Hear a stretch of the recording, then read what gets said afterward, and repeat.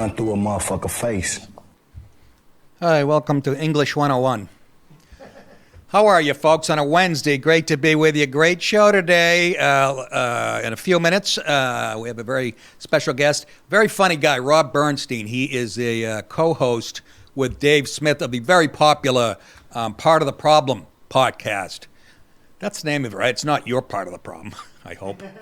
That's my paranoia. He's got a special out live from the Denver Comedy Garage. And you'll be able to see it online, and very funny. He's a smart, very funny dude, and we had a nice sit down and talk. What else do I say at the top of the show? Anything to Ellis? Hi. Is that? Hello. Hello. Hello. Who's the guy that sells gold? Wow. I'm telling you, I'm following in the path of my old man's brain. I'm getting nervous. Those concussions, oh, they were mild. You just had your bell run. Get back in there. Cut to me in a diaper next week. Get back in there. You get back in there. Anyhow, a lot going on. We'll do one story at the top before we bring on our special guest. And I thought this was interesting. Well, the headline, at least I wrote it, fuck FEMA. When I hear FEMA, I always think of the big bone in your thigh. Let's say femur. But I'm from Boston. How's your FEMA? So you go. I heard he broke his femur. Who? Cousin Tommy. Broke his femur, cocksucker. Have a Sam Adams. It'll take away the pain. You got to see Crowder do Mark Wahlberg. Oh, my God. It's so good. I didn't do it. That's what we say. I mean, I didn't do it. That's what he did. That's how Mark Wahlberg talked. I didn't tell you. Okay, nothing. All right, fuck FEMA. The Federal Emergency Management Agency, that's what it stands for. Supervisor, she was accused of telling staff to skip hurricane-ravaged homes. This is during North Carolina, that brutal storm, that had Trump campaign signs. She claims it wasn't an isolated incident and that she's been hung out to dry by FEMA, and I don't know. You pompous, stuck-up, snot-nosed, English, giant, twerp, scumbag, fuckface, dickhead. Maybe she's not, maybe she is. Marnie Washington. Boy, black women, you're getting caught doing a lot of bad shit lately. I'm not trying to be racist. I'm just saying you're in the news a lot. We just did something, right? A couple days ago. Nick, what was it? I don't know. I don't mean to throw that out there, but somebody higher up got Marnie Washington, who was fired last week over the saga, broke her silence in an interview with YouTube podcaster Roland Martin on Monday, arguing she had just been following FEMA protocol. In other words, she was just doing what her bosses do. FEMA, and this is her, and I quote, FEMA preaches avoidance first and then de-escalate. What does that mean? Avoidance of what first? And I know you're going to say, well, they were FEMA people were getting attacked or threatened and shit. Yeah, because you weren't helping them. We heard one story, a lady called FEMA and she's house is floating away, literally, and they go, we can't go by the road closed sign. That was their answer to her. Is that what you call avoidance? FEMA preaches avoidance first, then de-escalation. Are those rules why would you have that in place when you're helping people in an emergency? Think about how divided and fucked up we are. This is not isolated. This is a colossal event of avoidance. Washington, 39 years old, said, not just in the state of Florida, you'll find avoidance in the Carolinas. Senior leadership will lie to you and tell you that they do not know, she added. I don't know nothing about that. Washington accused FEMA, that Washington is her, not the fucking, accused FEMA of lying after the federal agency. And look, I sort of believe her too because it's a federal agency. They're full of shit and they would hang somebody out to dry. But, Miss Washington, that's the old, Hitler told me to do it, so I did it story. At what point do you go, you know what? I'm not going to either work for you or I'm going to break protocol and save some people. Don't just use that as an excuse and pawn it off on everybody. Washington accused FEMA of lying after the federal agency said she had no authority to give the directive to disaster relief workers who are canvassing homes in Lake Placid, Florida, in the wake of last month's Hurricane Milton. The FEMA official said her, said her supervisor had approved the message and that there were incident reports that would prove some residents had shown political hostility to workers in the area. Yeah, based on what? Based on you guys showing up a few days late. They didn't just go, oh, look, it's the federal government and they work for Biden, fuck you. And getting in the way of actual people that we're rescuing. Is that what you want? Yeah. Is that what you want us to believe? Senior leadership will lie to you and tell you, point to the man, that's right, blame it on the man, and tell you that they do not know. But if you ask the disaster survivor assistance crew leads and specialists what they're experiencing in the field, they will tell you, she said. Demand for FEMA to give you those incident reports. They will substantiate what is happening to us in the field. You have to demand the reports from FEMA. Is very well aware of the incidents that take place, not just with my crew, but with all the crews in the states, Marnie Washington added. Avoid homes advertising Trump. This is in quotes. She wrote in a best practices message to employees. The Daily Wire reported, citing copies of the memo. And she's a black woman, so I'm going to go out on a limb and say she votes Democrat. She works for the government. She fucking hates Trump, and she was more than glad to do it. That's my conclusion. As a result of the edict, workers told the outlet that they ultimately skipped roughly 20 homes displaying Trump signs or flags. This is out fucking outrageous, even though it happened months ago. Can you imagine reversing the issue? Can you imagine Trump's FEMA people going, no way, no way. They voted for fucking Obama and for no way. That's a black house. Honestly, it's the equivalent of that. Or flags between late October and early November. By ignoring the homes, those residents were denied the opportunity to sign up for federal disaster relief assistance in the wake of the Category 3 hurricane's landfall. In announcing Washington's termination, FEMA Administrator Deanne Criswell, I think I'm seeing another very feminine woman working for the government, said the directive was a violation of the agency's core values and principles to help people regardless of their political affiliation. Wah, wah, wah, wah, wah, wah. Outrageous. Out-friggin-rageous. And shit like that doesn't even... The story comes and goes. Just like Trump getting shot. No biggie, let's move on. Unfriggin', we are in a place I can't even... Anyways, let me calm down before I do this. Hey, this fall, it's time to live in the perfect gene. Whether you're hitting a football game or off to happy hour with the guys, the perfect gene has what you need. The perfect gene has the stretch to accommodate Thanksgiving dinner and are comfortable enough to wear for a full day on the couch. My type of jean right there. They feel like sweatpants, but look great for date night. Okay, this is unbelievable. But it's not unbelievable because they sent me some. And you know me, I watched 14 hours of college football, and I ate like an animal, didn't have to take off a belt or anything, loosen a button, with 6 different fits, waist sizes from 26 to 50, humma, and lengths from 26 to 38. Perfect Jean has the perfect fit for you. It's finally time to stop crushing your balls in uncomfortable jeans by going to the perfectjean.nyc. My listeners get 15% off your first order, plus free shipping, free returns, and free exchanges when you use code NICKDIP15 at checkout. That's 15% off for new customers at theperfectjean.nyc with promo code NICKDIP15. Support the show and tell them I sent you. Fuck your khakis and get the perfect jean. My guest today, a very funny comedian. He's the co-host of the very popular Dave Smith, Part of the Problem podcast. I hope I got that right. He's a co-host and a producer, and we worked together at Skankfest. I thought he had one of the best sets of the night, actually. A very funny guy. He's got a new special out called Live from the Denver Comedy Garage. It's our buddy Rob Bernstein. Rob, what's going on? Hey, thank you so much for having me on. It's an absolute pleasure. You got it, man. I watched a little of it because I'm hugely busy. You know, stand-ups, we have time to do nothing. I mean, what with all the football and shit and the porn. So No, but I did. I watched about 10 minutes of it. It was very good. And I did. That night, Rob, I thought you had a great set. Let me ask you a question. I don't know if my fans I'm sure they know the podcast, part of the problem. I don't know how familiar. You're a libertarian, right? Are you like Dave? Yes, I don't know if I have. I'm not as smart as Dave is, but I also lean libertarian. I don't know that I have as cohesive of a philosophy as he does.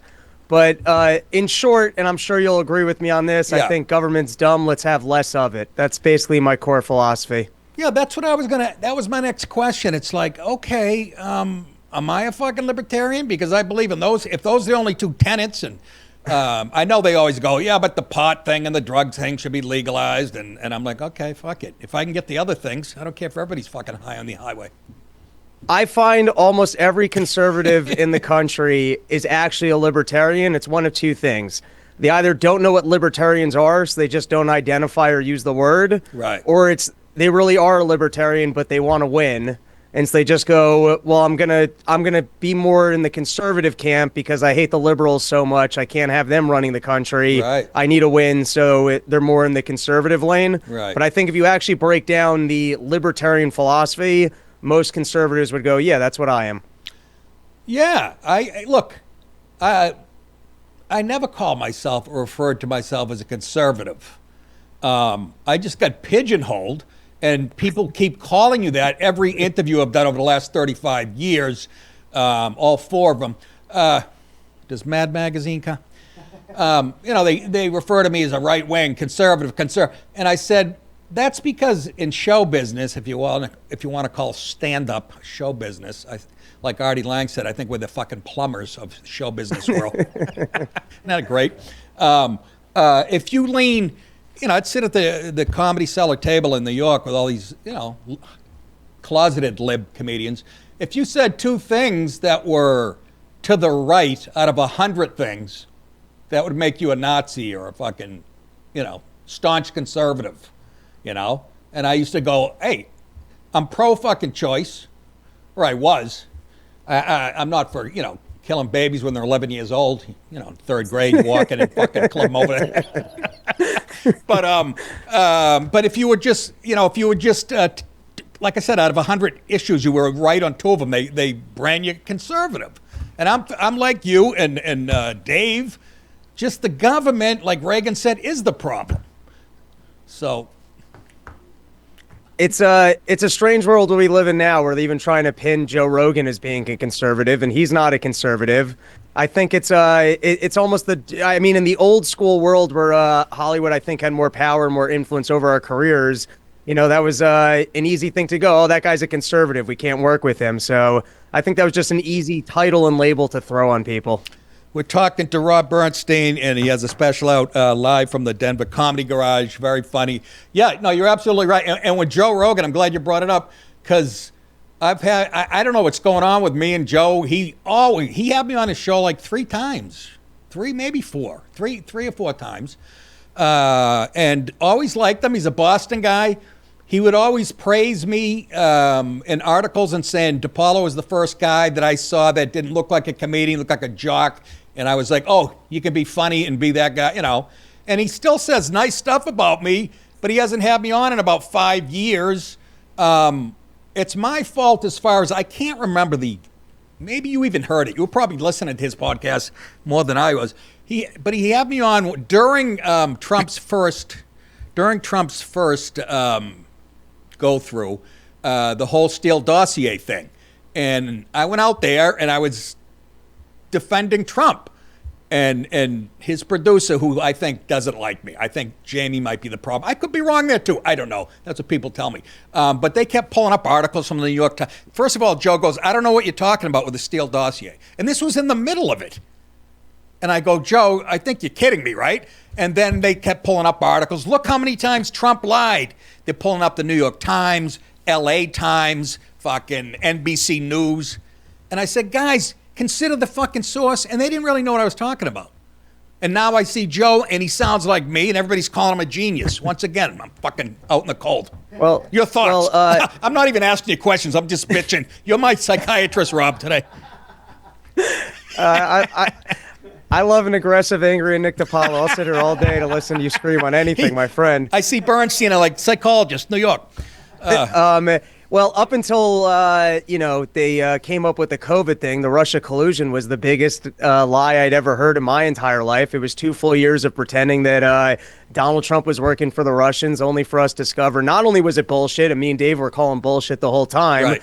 but it was Hillary Clinton and the deep state just made that whole thing up, and it stuck for 2 full years. So, Yeah. if anything, I don't remember that particular conversation, but it was amazing that you had to have your wits about you to scream against the entire machine and go, no, this is an absolute lie, because for 2 full years they sold it. Mueller kept rolling out and pretending, no, we got him. Adam Schiff, when he could get his butt plug out of his asshole, was saying the same thing. I've seen the information myself. That explains the bug eyes. Yeah, exactly. Now, let me ask you this, Rob. Don't you think, and I hope so, and I really do, I hope this. I hope the fuck Trump goes after those guys, including Adam Schiff. Those guys should be in fucking jail. This will see. I think this is a great test to see if the machine is still the machine, or some things are going to. Somebody has to go. You know, maybe it's not going to be a senator, Schiff, or whatever. But all those people in fucking Hillary, that fat fucking thick ankle whore, she was behind this. She fucking, her and the DNC hand in hand. And Joe's going, I don't know what you're talking about. I'm like, is this willful ignorance? It's just hard for me to believe. And now he's, and I love Joe. I still love Joe. I still love him. And I understand he doesn't have to put anybody on his show. I was grateful he did. I'm just saying I'd like an answer. He's not obligated to give me that either, but it's not like Joe Rogan not to be kind of a stand-up guy. Well, I've never been on the show and I don't have direct access. I'm not going to. Oh, I thought you I'm not did. Gonna, I'm trying to fuck up his career. Rob said, listen, dude, you got your own problems. I got my own problems. I know this is. But speaking, what I'd really like to see Donald Trump do is go after the deep state and go, hey, they tried to assassinate me. Let's go investigate that. Let's get all the January 6 people out of jail. And let's start investigating the FBI and what they pulled on that nonsense. In terms of going after the political opponents, I think Donald Trump's just slick enough to know that he doesn't want that heat. And even though they did him as dirty as they possibly could with those 5 nonsense court cases, all of which have basically fallen apart, except for whether or not they might seize his buildings in New York. But I think I don't think they're going to be moving forward on that. They broke convention. And they tried to weaponize the Justice Department. They had 5 phony court cases. The Fannie Willis one was particularly funny to me, in that that was the most substantial court case. But the deep state just has bad middle management, that they hired some slut who couldn't not hire her own boyfriend so that she could take free vacations. Like, they're just dumb in terms of their middle management. But I don't think Donald Trump's going after Hillary Clinton. I don't think he's going to go after any of them. But I would love to see him actually go after the FBI and the other people that had their hands in these things. Let's start with fucking Ray at the top. Lion. I mean, that way, day one in office. Yes. Let's have the Ray Epps meeting. Let's find out what the deal with that guy was, that every January 6th person had to be in jail. But then the New York Times is like, why are we giving this guy who was the instigator a hard time? One of the more remarkable storylines, and on that regard, I mean, just talk about the evilness of our country. So somehow Tucker Carlson got his hands on the January 6th footage, and they put up the footage of the shaman, right? Yes. The shaman, crazy guy. And within 2 weeks of them putting out that footage, it became apparent to us all that guy was walked around the building. He was outside afterwards saying, hey, guys, Donald Trump told us to stand down. He wasn't a violent criminal. He's some kid with mental illness who spent too much time doing hot yoga. But this is the scary part, is that once we were able to see that footage, we all realized, hey, that guy shouldn't be in jail. And they go, oh, we're letting him out. But it has nothing to do with the footage that you all saw. And how do you not let us see all of the footage after that? How many people are now wrongfully in jail that if we could just see the footage of someone from the FBI opening up the door for them and then just walking around and looking at the sights and scenes, none of those people should be in jail. That is, I hope that's I think it will be one of his first moves to pardon those people. It is just hilarious. I've never seen the Democrat Party. They're I've been pushing this for a year. It hasn't caught on, so apparently it's not gonna. I've been saying let's quit calling them Democrats, treating them like a legitimate political party, and treat them like the criminal organization they fucking are. And an insurrection where there were no guns. There was one gun used on a woman who was a vet and a Trump fan. Killed her by a fucking scumbag Capitol cop with a shady past. But let's throw people who are just standing anywhere near the building in a goddamn jail cell. How fucking dare you? And meanwhile, letting prisons all over the world empty into our fucking, into our country. Folks, for those of you watching the first half of the show, I'm going to say this again for the third day in a row. Because of the transition from Mug Club to, you call it, Rumble Premium, we're in flux right now. I don't even have like a place to tell you to go for the second half of the show. Supposedly, that's being worked on as we speak. So that's all I can tell you. In the meantime, go to nickdip.com and click on my tour date, February 20th of 2025, Bricktown Comedy Club, Tulsa, Oklahoma. I might have date drop in before that or whatever. Not sure. I just like looking at an empty schedule. It makes me feel good. Anyways, so now, second half of the show, a very funny comedian who's got a great special out, my buddy Rob Bernstein. Hi, good night, everybody.